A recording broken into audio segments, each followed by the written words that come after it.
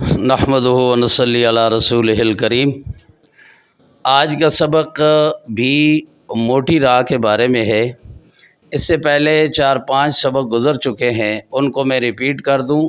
راہ پر زبر اور پیش ہو تو راہ موٹی ادا ہوگی، اور اسی طرح راہ ساکن سے پہلے زبر اور پیش ہو تو بھی وہ راہ موٹی ہوگی، اور راہ ساکن سے پہلے زیر ہو اور اسی کلمہ میں اس راہ ساکن کے بعد ہر حال میں کوئی موٹا حرف ہو تو وہ راہ بھی موٹی ادا ہوگی۔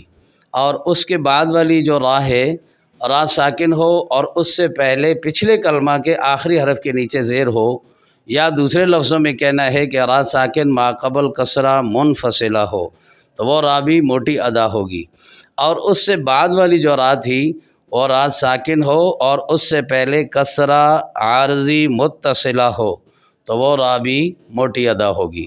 تو تمام راہ کے بارے میں جو پچھلے اسباق تھے میں نے دہرا دیے، اور آج کا سبق ہے راہ موقوفہ، وہ راہ جس پر وقف کیا جائے اس کو باریک پڑھنا یا موٹا پڑھنا۔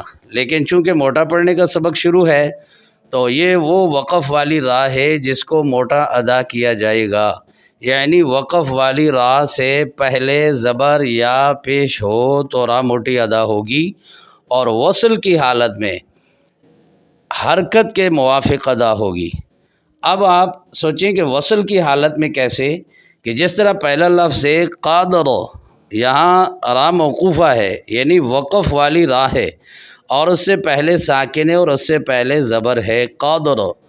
یہ راہ تو وقف کی صورت میں موٹی ہوگی، لیکن وصل کی صورت میں یعنی اس کو آگے جب ہم ملائیں گے تو راہ پر وقف تو نہیں ہوگا، اور راہ کے نیچے زیر ہے تو باریک پڑھیں گے، راہ پر پیش ہو تو پھر موٹا پڑھیں گے اس کو۔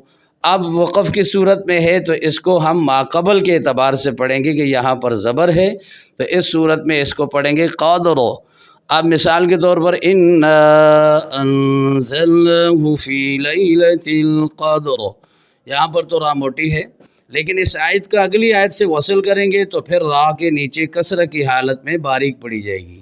مثلا اِنَّا أَنزَلْنَاهُ فِي لَيْلَةِ الْقَدْرِ وَمَا أَدْرَاكَ، اب یہاں لیلۃ القدر وما ادراک پڑھا تو راہ اپنی حرکت کے موافق پڑھی جائے گی۔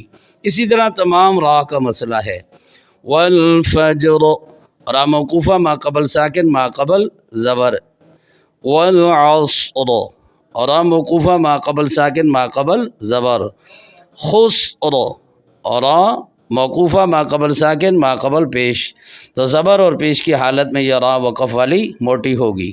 اذا یسر، شہر، الکوثر، ابتر، یہاں آگے آخری لائن ہے والابکار، بالصبر، وانحر، ذکر الدار، آخر جو وقف والی راہ ہے اس کی آواز بھی آئے اور اس کو ہم نے موٹا ادا کرنا ہے، منہ بھر کر آواز نکالنی ہے۔ اور اگر ان تمام کلمات کا آگے وصل کریں گے تو پھر یہ راہ اپنی حرکت کے موافق پڑھی جائے گی۔ اللہ تعالی ہم سب کو عمل کرنا نصیب فرمائے۔ وما علینا الا البلاغ۔